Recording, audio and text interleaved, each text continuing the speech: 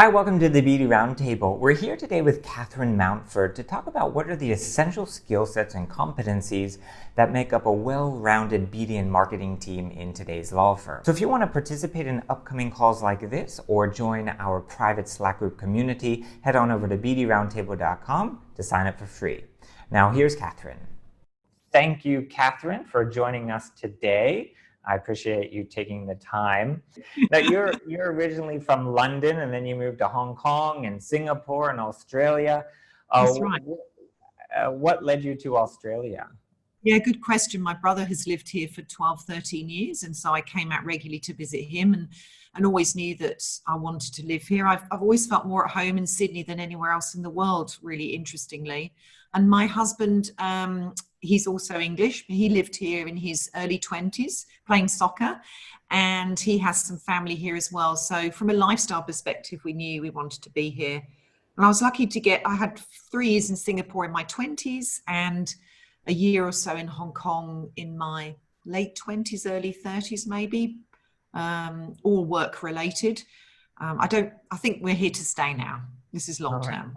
So, but you worked as a BD and marketing manager, right, in a few firms, and then you shifted over to recruitment, and you've been doing that for about 15 years. What prompted that change? I'm going to be really honest with you. I was completely worn out, and I had lost my confidence. And so when I talked to some candidates about the challenges of law firms, because we may as well be really frank and honest on this call, I have a lot of empathy with them. I was pretty burnt out.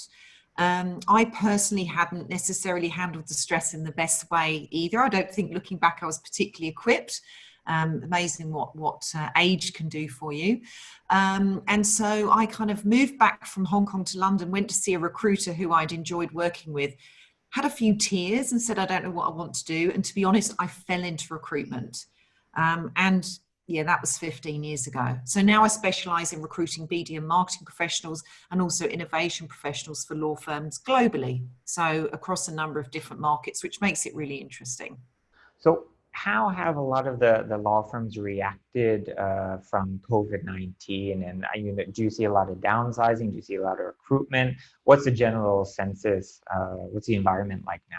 Yeah, so as I said, I recruit globally, so I'm taking bits and pieces, but I'll try to make it specific to Asia as possible and to Australia.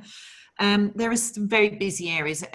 Probably people on the call who work in across multiple practices will know that, restructuring and insolvency or employment, there's some really busy areas. So I'm seeing that for some firms, they are realigning some of the quieter individuals into the busy areas. So I spoke to somebody last week who works in disputes. They've got someone from events who's now helping them with some of the, the support. That gives the person from events a great opportunity, but keeps things going for them. So some firms where they've got lots of people are moving them into the busier areas. For other firms where they were in the process of hiring, that hiring has been frozen. So I had a couple of people who were at a final stage interview for roles. They suddenly went on hold. I've also had really disappointing stories for people who've left a firm waiting 2 months to join the next firm, and the next firm has put that role on hold.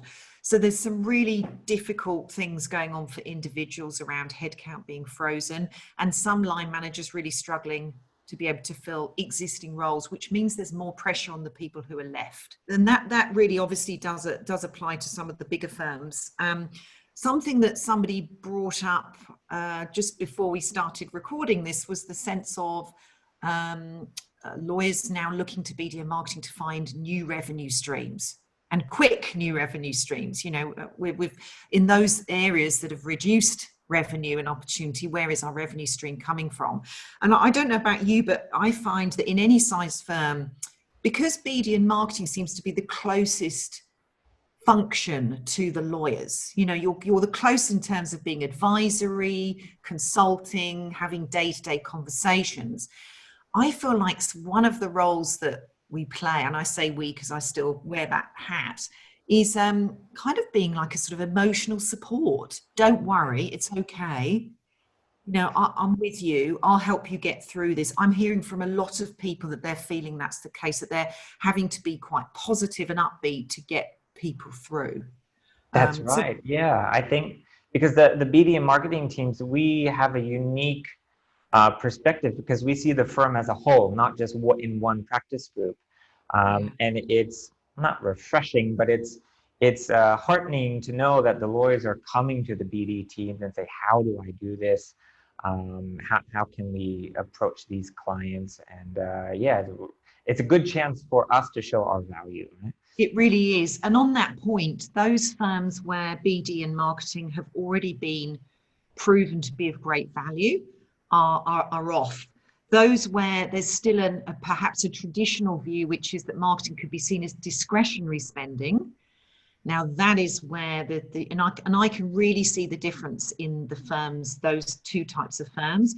And I'm also seeing that between traditional firms and new law. So some of the new law organizations who've really understood the value. So when a law firm comes to you to hire for a new position, can you immediately tell if this is going to be like a support, function, or is this going to be like a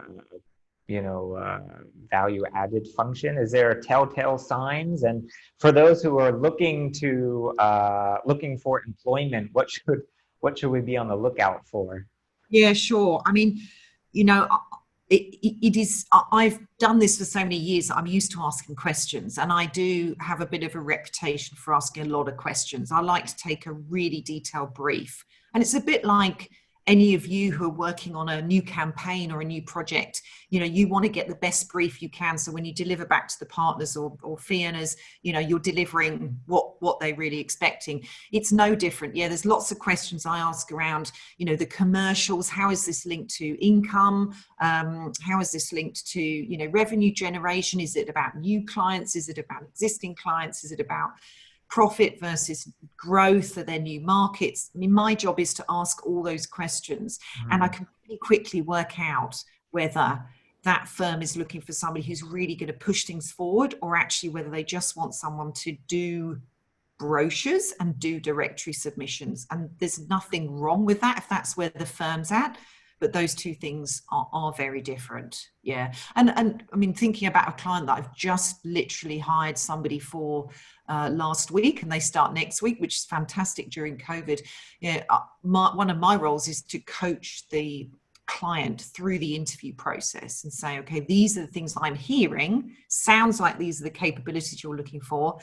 This is how you could measure them in the interview journey, and help them to sort of really understand what values that person's actually going to offer.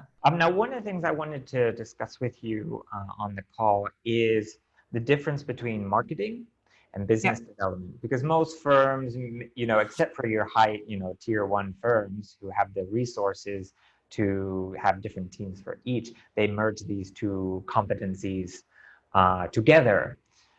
And what you're left with is mainly a BD person, BD manager, who will tend to shift toward the marketing side of activities because it's sort of an easy win. It's easy to show the return on investment, but the hard business development kind of gets left, to the lawyers. So can you talk a little bit about the different competencies and skill sets that are needed for each?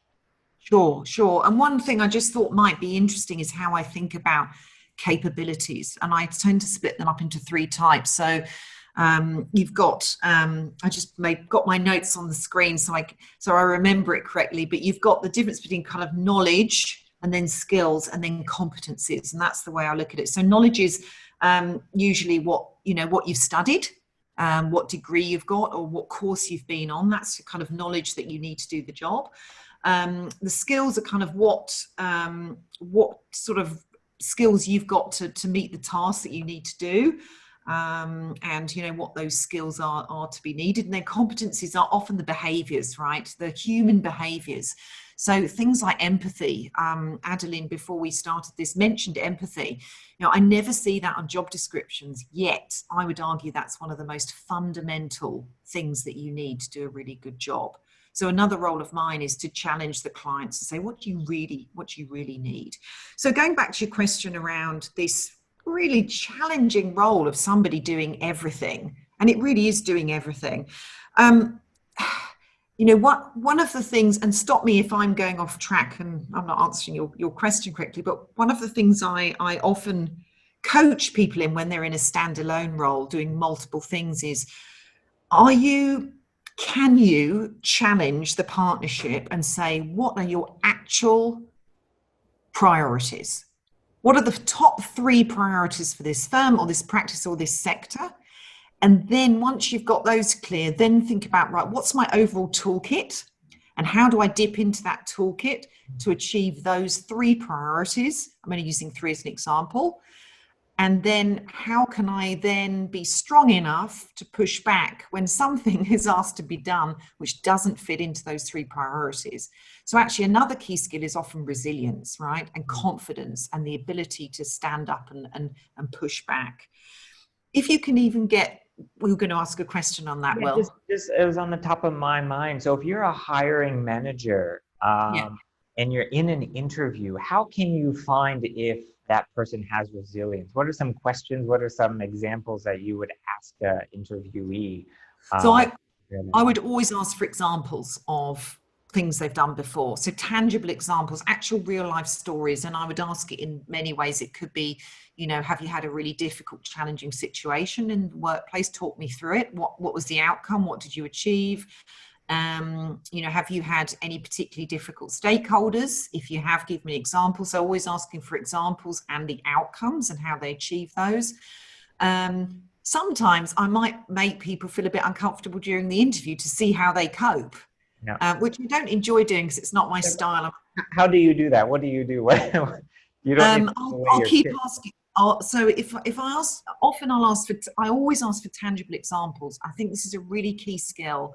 It's really hard because you don't interview very often, and when you do, you've suddenly got to be amazing at interviewing, and I think that's really tough, right? Yeah. Because I interview all day, so it's something I'm used to. I think that's a really tough thing. You've got to switch out of BD and marketing, suddenly become someone who interviews well and gets across your story. But I'm always saying, be tangible, give me tangible examples. And if somebody doesn't give me that first, I'll keep saying, what actually happened? What was the actual outcome of that? And some people find that really hard. And some people do buckle a bit. And that's an indication to me is how they're going to cope under the stress of being pushed by a stakeholder. It's not a good or bad, it's just that there might be different cultures to suit them. But as an interviewer, going back to your question, is always to ask for tangible and measurable results and examples. And the best thing anyone can do in preparing for an interview is having those ready. So are there any trends or skill sets? So you mentioned empathy was one thing that a law firm put on their job description. Yeah. Are there any new things that you've seen trending in terms of requests for new hires? Yeah, certainly there is. And just if I just may, Will, one thing I wanted to mention before we go on to those, Sure. in Yeah. relation to the dual-hatted marketing and business development. Mhm. I think one of the key things here is to have really slick, couple of things, really slick systems, use technology to your advantage. So minimize time. And that's things like, using Google Docs. I mean, you sent me an outline of this on Google Docs. So easy, just open it, make changes.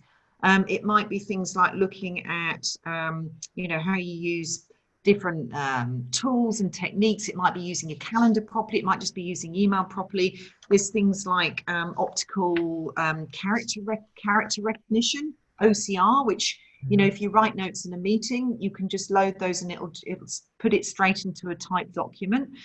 I think doing your own homework to see what tools are available for you to manage that extensive workload is really helpful. Personally, I don't find it interesting to go and read about that stuff, but I'm very lucky I have a husband who's into all that, who gives me those tips. But maybe find someone who knows about all the latest gadgets, technologies, and use those in your own everyday work. Yeah, so certainly that's a skill set, having that sort of tech-mindedness, the willingness to adopt new systems. I know, I'm sure all of us can testify that lawyers, especially some of our older and experienced lawyers, are a bit reluctant to bring on new technologies.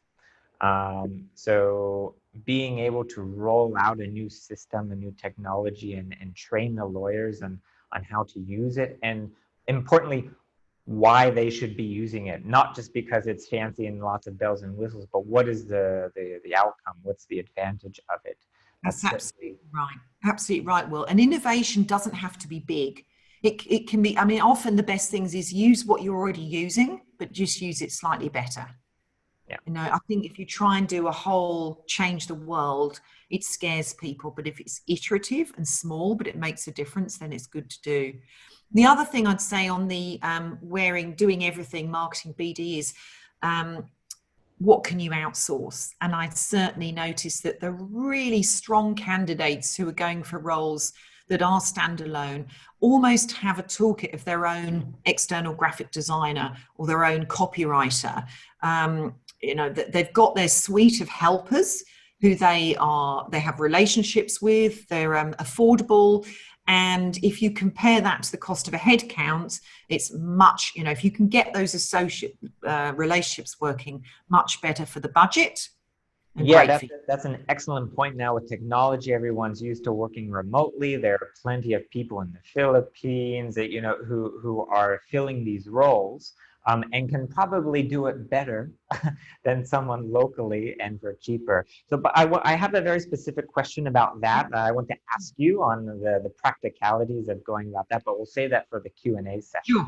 As you hire or new people in these law firms, have you seen a change in the job descriptions? So you mentioned empathy as one thing that was a bit shocking when you first came across. Are there any new skill sets that you've seen law firms starting to ask for? Disappointingly, I don't really see it in many job descriptions, Hmm. but I do get the information when I drill and really ask a load of questions. And I have to sometimes ask questions in very different ways. We've got a long way to go on job descriptions. I actually had a look at some of the recent job descriptions that I've had through, and from quite a big firm, one of them says minimum requirement of 4 years in a similar position, as well as over 6 years in professional services. Well, that one of the things I always challenge clients on is, what does that mean? What Hmm. do you think comes with 4 years in a similar position?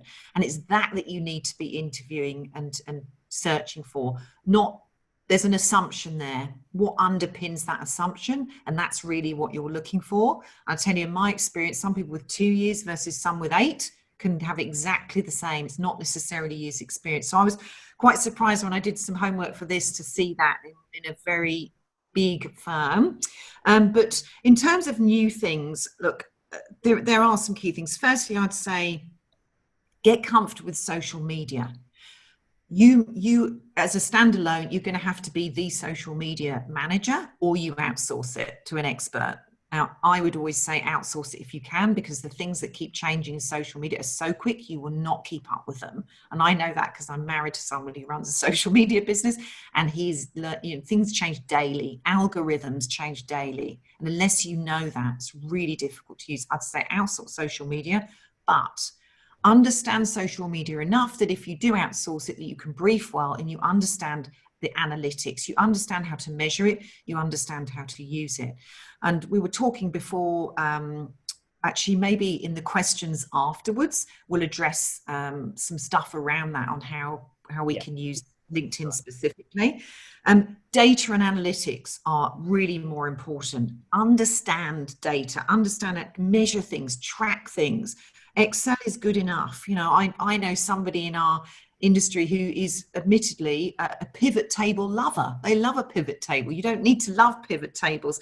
But one of the things I ask candidates, if they talk about pitches they've worked on, I say, so over the last 12 months, what value have you helped bring into the firm?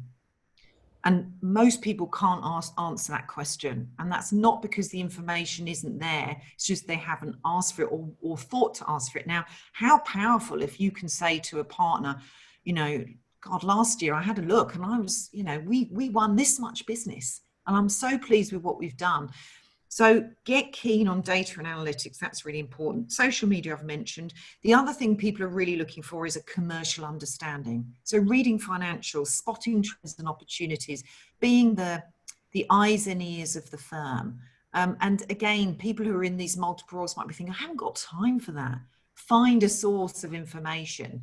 Find a way, find somewhere that amalgamates that information for you, so it's easy to read.